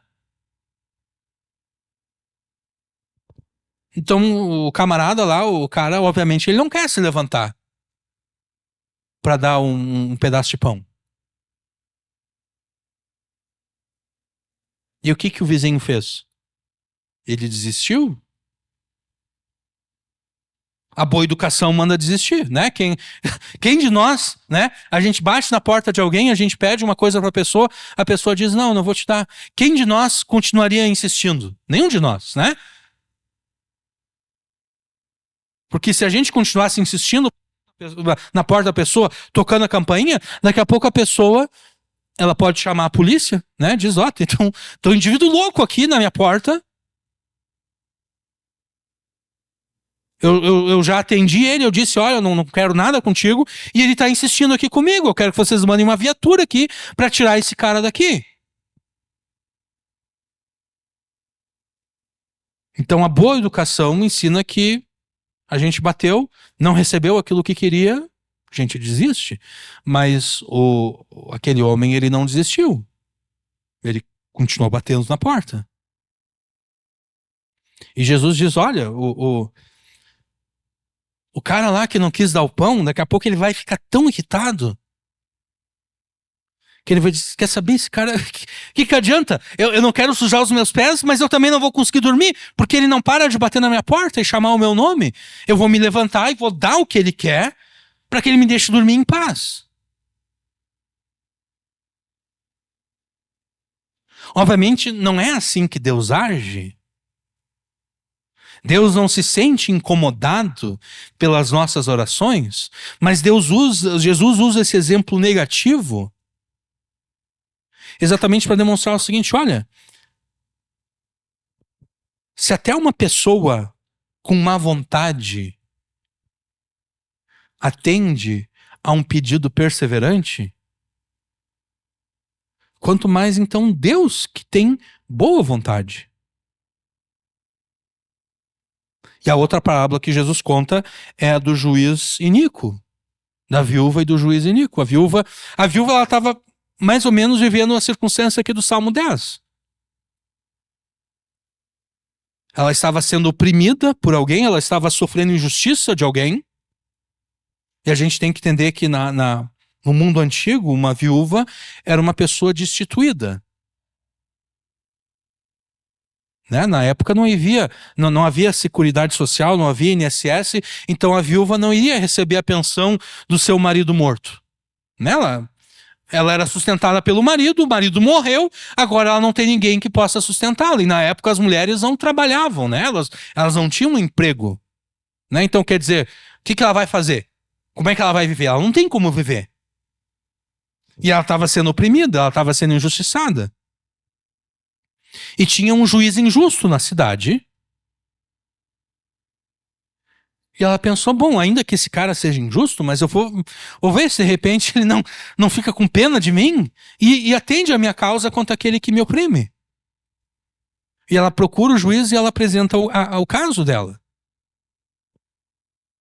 E o juiz diz, não, tu não sabe que eu sou injusto? Tu não sabe que eu sou... tu não sabe que eu perverto a justiça? Eu não vou julgar a tua causa, sai daqui. Mas ela não desistiu. Ela poderia ter desistido, ela não desistiu. Ela continuou indo todos os dias até aquele juiz injusto. Até que o juiz disse, quer saber? Uma vez na vida eu vou fazer justiça, para que essa mulher aqui deixe de me incomodar. E de novo, não é que Deus seja um juiz injusto, que a gente tem que ficar todo dia indo até Ele, até que Ele diga, quer saber, eu vou fazer uma justiça. Não, Deus é um juiz justo. E o objetivo de Jesus contar a parábola da forma como ele contou é o mesmo objetivo do outro. Se até mesmo um juízo injusto faz justiça quando alguém é perseverante, quanto mais então Deus, que é um juiz justo. Então, Deus muitas vezes ficará em silêncio e não nos dará resposta alguma, dando a impressão de estar indiferente a nós e apático com respeito às nossas circunstâncias adversas, exatamente para que aprendamos a sermos perseverantes na oração.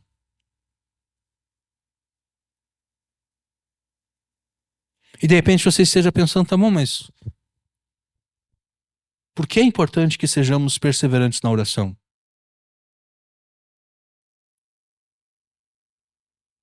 Porque se Deus respondesse todos os pedidos automaticamente, não era necessário que ninguém fosse perseverante na oração. Por que Deus tem todo esse trabalho para nos ensinar a sermos perseverantes na oração? Deus se dá a esse trabalho exatamente para que nós aprendamos a perseverança em todas as demais áreas da vida.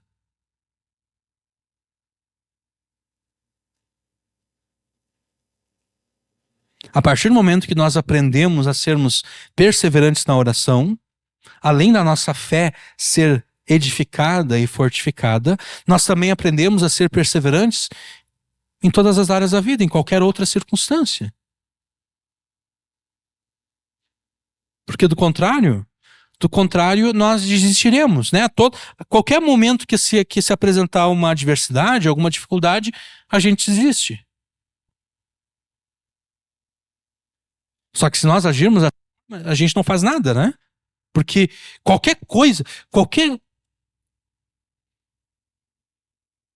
empreendimento que nós formos, ao qual nós nos entregarmos, qualquer coisa que nós vamos fazer, sempre vai haver uma dificuldade. E se nós formos perseverantes, se nós não formos perseverantes, nós vamos desistir, né? Acontece o problema do casamento. O casal não é perseverante, o que eles vão fazer? Eles vão se divorciar. Ou, se não ocorrer o divórcio, um vai trair o outro, né? O homem vai ter um caso com uma outra mulher, a mulher vai ter um caso com outro homem. É isso que vai acontecer.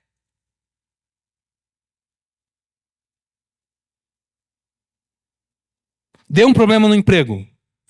Ou a pessoa pede demissão, ou então a pessoa quer saber, não vou mais me esforçar naquilo que eu tenho que fazer, nas minhas atribuições, nas minhas responsabilidades. Eu vou fazer o meu trabalho matado mesmo. E não estou nem aí. Se nós não formos perseverantes, nós não faremos nada. E Deus não quer que nós não façamos nada. Deus quer que nós sejamos ativos. Aquele que não faz nada será julgado por Jesus e será lançado nas trevas exteriores, né? Aquele que não faz nada é aquele que recebeu o talento e investir isso aqui vai ser muito difícil, vou ter aquela dificuldade, aquela outra, e eu não estou a fim de me incomodar, eu vou enterrar esse talento aqui.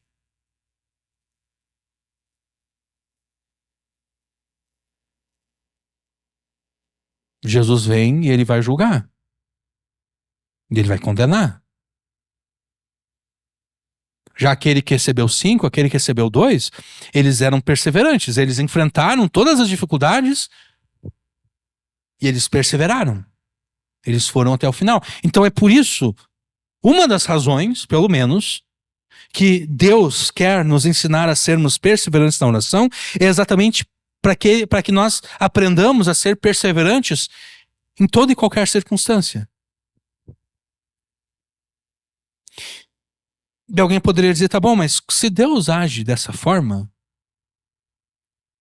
se Deus age de tal forma a permitir que nós o entendamos como sendo indiferente, como sendo apático, Deus não corre o risco de causar o escândalo e o desvio de muitos dos seus filhos, porque certamente muitas pessoas se desviam por pensarem que Deus se tornou indiferente e apático. Deus não vê nenhum problema com isso? Deus está disposto a causar esse tipo de escândalo e desvio de muitos dos seus filhos? Não. Deus não corre o risco de causar o escândalo e o desvio de muitos dos seus filhos, exatamente porque aquele que se escandaliza e se desvia jamais foi filho de Deus.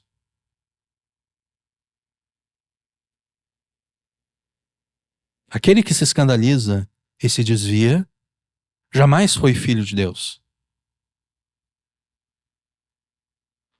João, na sua epístola, falando acerca daqueles que se desviaram, ele diz: olha, eles saíram de nós porque eles nunca pertenceram, eles nunca foram do nosso grupo.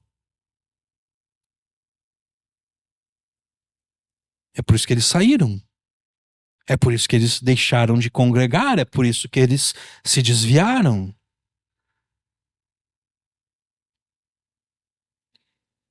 Isso pode ser também concluído a partir da parábola do semeador.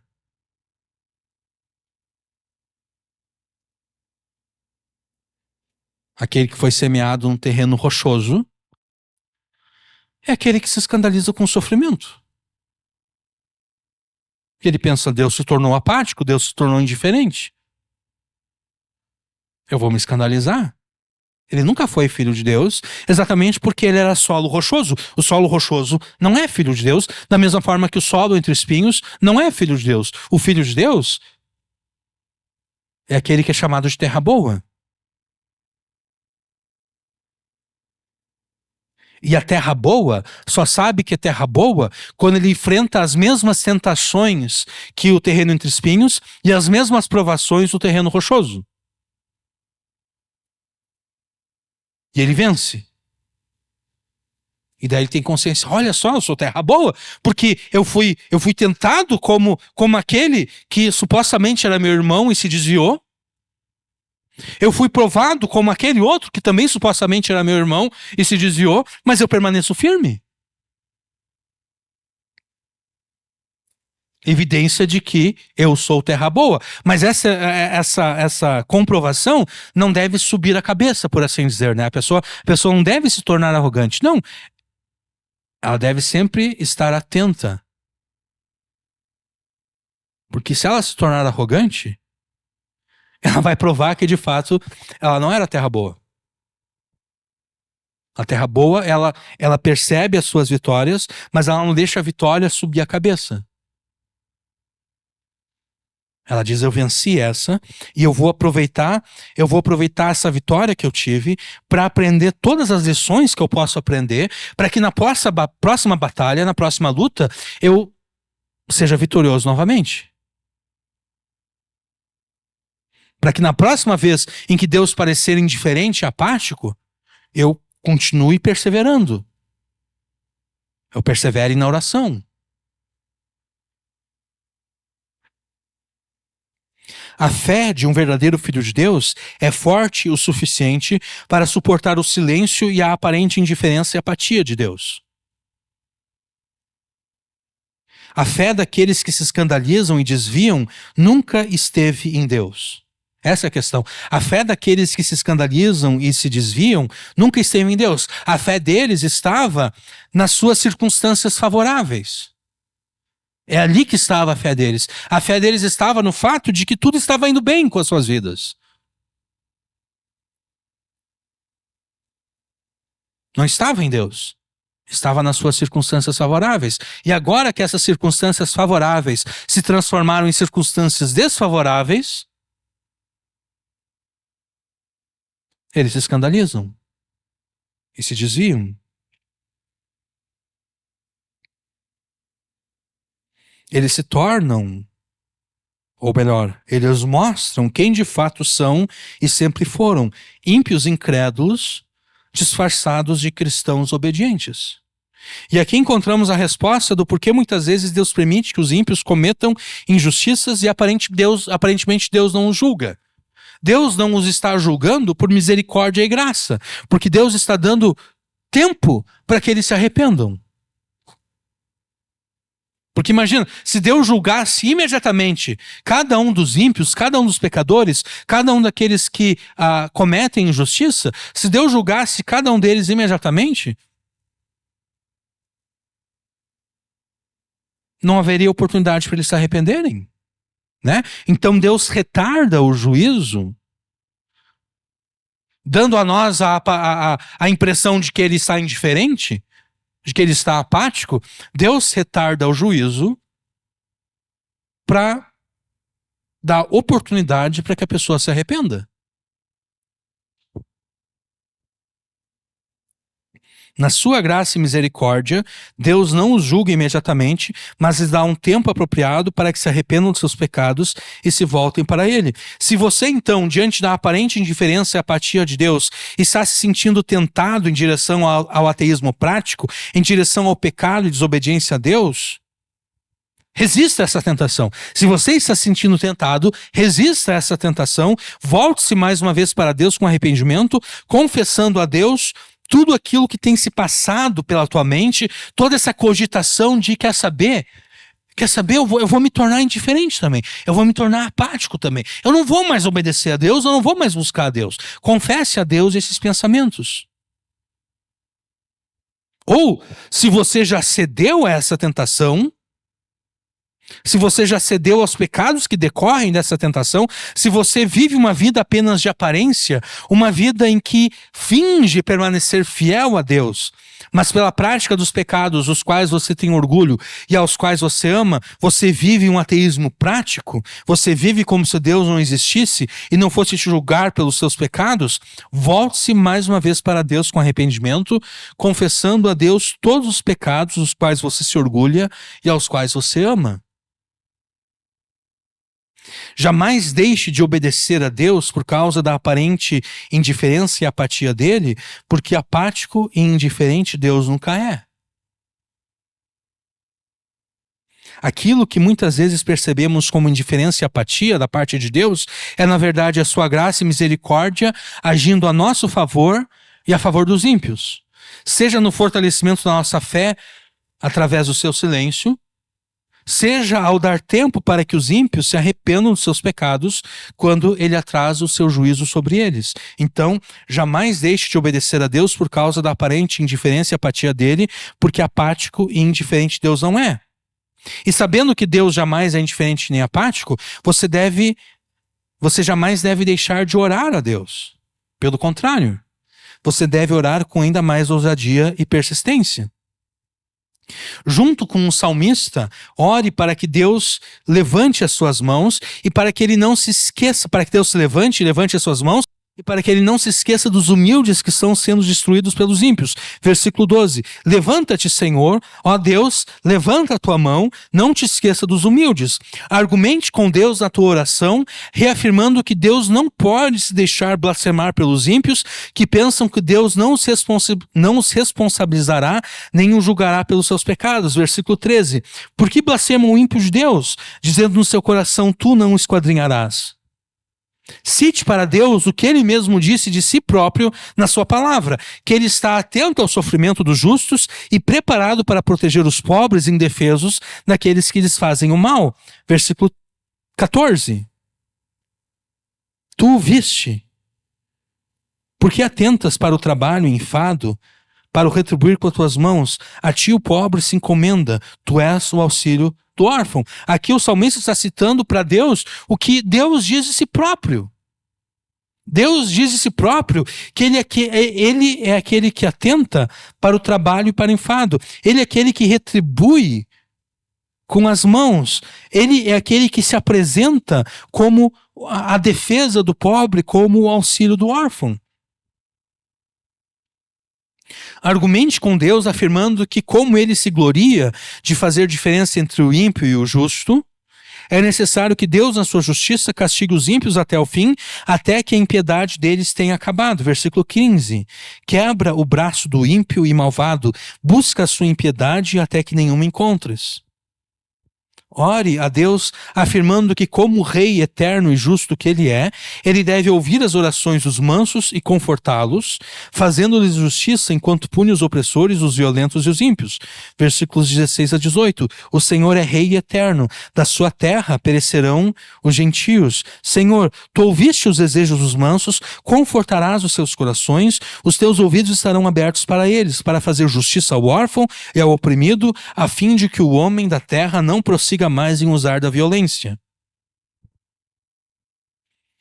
Aqui nós temos apenas um exemplo de oração que deve ser feita quando somos atacados com a impressão de que Deus se tornou indiferente a nós e às nossas circunstâncias, se tornou apático com relação a nós. Talvez talvez a angústia que você esteja enfrentando não seja exatamente a mesma angústia do salmista aqui.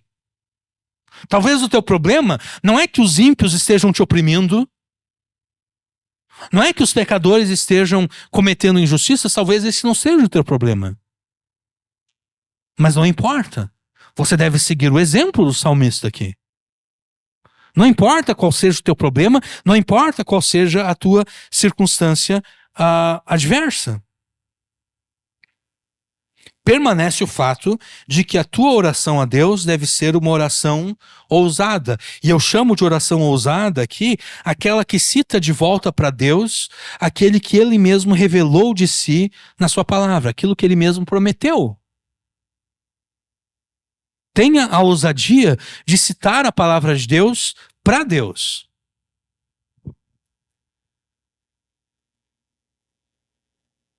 Toda e qualquer porção da Escritura que se aplica como solução para o teu problema deve ser citada de volta para Deus nas suas orações. Assim como o salmista faz aqui no Salmo 10.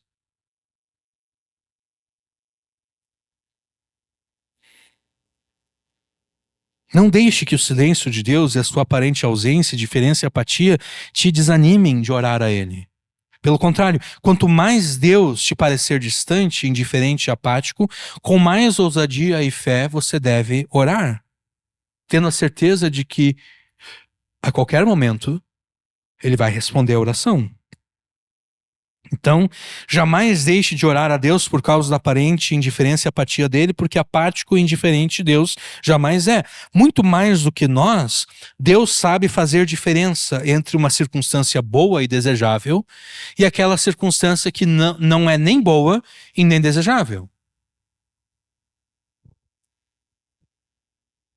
Por isso mesmo, você jamais deve pensar que Deus se tornará indiferente e apático com relação a você ou com relação a qualquer outra pessoa. O que muitas vezes percebemos como indiferença é, na verdade, a graça e a misericórdia de Deus, agindo a nosso favor, no fortalecimento da nossa fé, e agindo a favor daqueles que são ímpios, dando tempo para que eles se arrependam. Assim como Deus deu tempo para você, né? Porque imagine se Deus tivesse julgado imediatamente. Você não teria se arrependido. Você não teria encontrado salvação em Jesus. Então não fique chateado com Deus quando Deus não julga o ímpio imediatamente. Porque de repente aquele ímpio um dia vai ser o teu irmão em Cristo.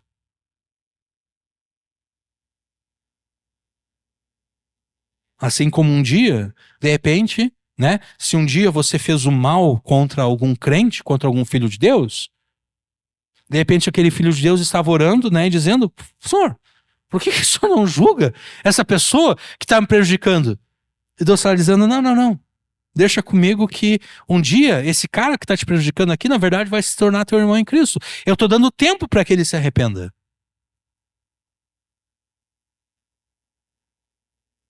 Deus jamais é indiferente e apático com relação a nós, então jamais devemos ser apáticos e indiferentes com relação a Ele.